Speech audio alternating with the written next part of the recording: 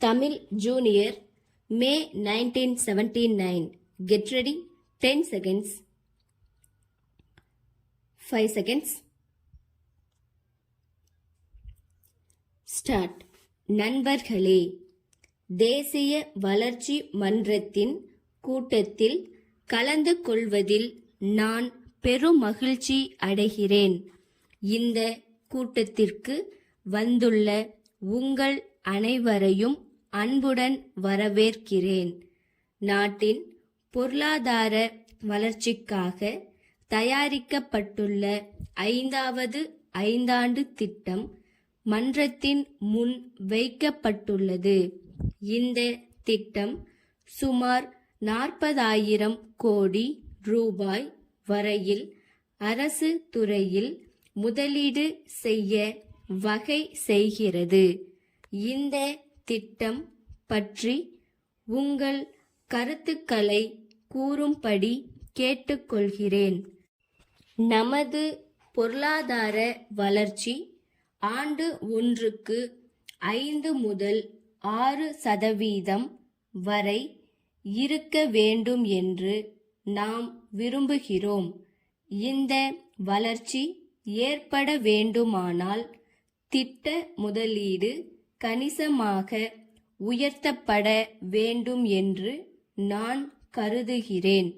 திட்டத்தின் முதல் ஆண்டில் சர்வதேச அளவிலும் உள்நாட்டு அளவிலும் பொருளாதார சிரமங்கள் ஏற்பட்டன. இதன் காரணமாக வளர்ச்சி வேகம் குறைந்ததை நாம் அனைவரும் அறிவோம். வரும் ஆண்டுகளில் இத்தகைய சிரமங்கள் ஏற்படாது என்று நம்புகிறோம். அடுத்த 2 ஆண்டுகளில் நாம் கணிசமாக நிதி வசதிகளை திரட்ட வேண்டும். விலைவாசிகளை கட்டுப்படுத்துவதில் நாம் தொடர்ந்து விழிப்புடன் இருக்க வேண்டும். நாட்டின் சிரமங்கள் இன்னும் முடியவில்லை. நிதி வசதி நிலைமை கவலை அளிப்பதாகவே இருக்கிறது. இதை தடுத்தாக வேண்டும். எல்லா செலவினங்களிலும் கட்டுப்பாட்டை மத்திய அரசும் மாநில அரசுகளும் மேற்கொள்ள வேண்டும். சமூக பொருளாதார ஏற்றத்தாழ்வுகளை நீக்குவது நமது அபிவிருத்தி திட்டங்களின் முக்கிய நோக்கங்களில் ஒன்றாக இருக்கிறது. ஏழை மக்களின் பிரச்சனைகளை காலக்கிரமத்தில் தீர்ப்பதும் இத்திட்டங்களின் நோக்கமாகும்.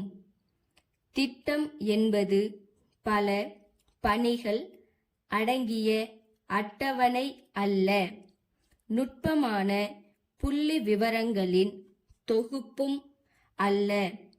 அது மக்களின் முன்னேற்றத்தை அடிப்படையாக கொண்டு அமைதல் வேண்டும். சில சமயங்களில் இந்த திட்டம் பேராசை கொண்டதாக அமைந்து சிரமங்களை உண்டாக்கலாம்.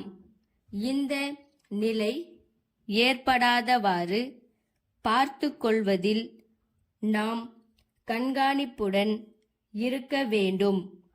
திட்டங்களை நிறைவேற்றும் பணிகளில் மக்களை ஈடுபடுத்துவது முக்கியமாகும். திட்டமிடுதல் நிபுணர்களின் முயற்சியாக மட்டும் இருக்கக்கூடாது. மக்களின் ஒத்துழைப்பும் ஆதரவும் இல்லாத எந்த திட்டமும் எதிர்பார்க்கும் பலனை அளிக்காது என்பதை நாம் மறந்துவிடக் கூடாது. இது குறித்தும் விவாதிக்க வேண்டும். சென்னை தொழில் பயிற்சி கழகத்தின் செயலாளரிடம் இருந்து சேலம் குமரன் கூட்டமைப்பின் மேலாளருக்கு 23/10/1975 நாளிட்ட கடிதம். அன்புடையீர், தாங்கள் சென்னையில் தொடங்கவிருக்கும் புதிய தொழிற்சாலைக்கு தேவைப்படும் நிலம் பற்றி எழுதிய கடிதம் கிடைத்தது. தற்சமயம் சென்னையில் தொழிற்சாலைகளுக்கு தேவையான நிலங்கள் கிடைப்பது மிகவும் அரிதாக இருக்கிறது.